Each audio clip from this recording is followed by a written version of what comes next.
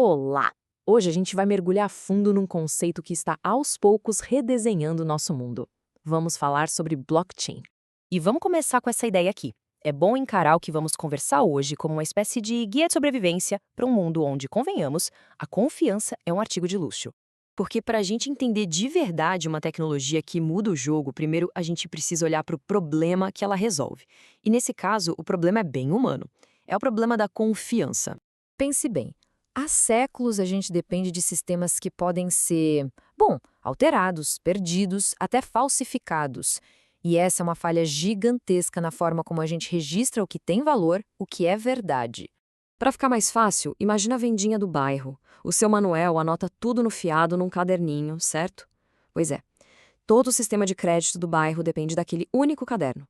Depende que ele não se perca, que ninguém arranque uma folha e, claro, depende da honestidade e da memória do seu Manuel. É um único ponto de falha, e bem frágil. É essa pergunta tão simples que leva a gente para um tipo de sistema totalmente novo.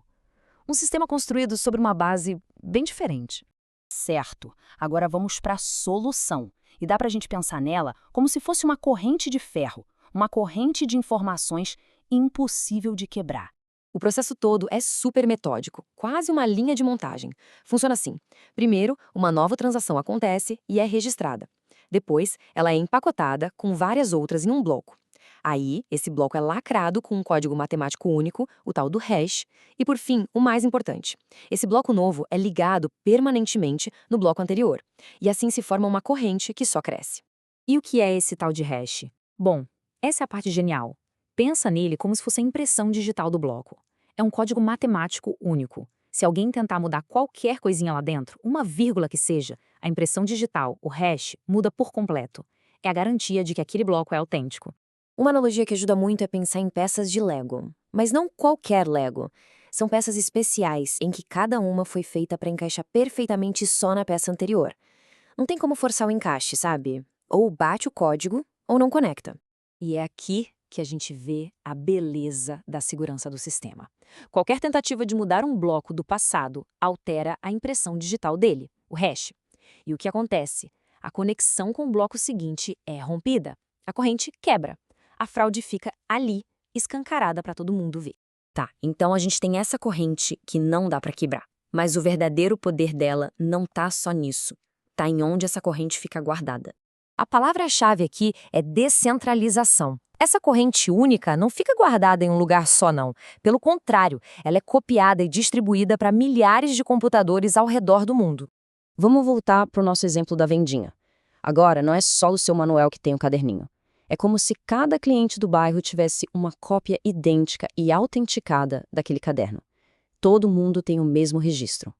E aí, se um espertinho tenta pagar uma dívida na sua própria cópia do caderno, o que acontece? Na hora, o resto da rede inteira percebe a diferença. Aquela versão alterada não bate com as outras milhares de cópias, e ela é simplesmente rejeitada, considerada inválida. E aqui a gente chega no ponto crucial de tudo isso. Não tem uma pessoa no comando. Não tem um banco, um governo, um seu Manuel. O dono, a autoridade, é a própria rede. Isso tudo nos leva ao clímax, a pergunta de $1 milhão. Então, o que seria preciso para conseguir burlar um sistema desses? Para conseguir, um hacker precisaria fazer algo quase impensável. Ele teria que encontrar e mudar ao mesmo tempo a maioria dessas cópias que estão espalhadas pelo mundo inteiro. E isso em segundos, antes que a rede notasse e validasse o próximo bloco. A escala e a velocidade que seriam necessárias para um ataque desses tornam a coisa toda, na prática, inviável com a tecnologia que a gente tem hoje. Não é que seja só difícil, é quase impossível. Então, vamos juntar as peças e ver como tudo isso, no fim, redefine a nossa própria ideia de confiança. Resumindo a ópera, o que é blockchain? É um registro público, uma escrita que é impossível de apagar. Ela é protegida não por um cofre, mas pela matemática. E é validada não por uma pessoa, mas por todo mundo que participa da rede. É a verdade por consenso.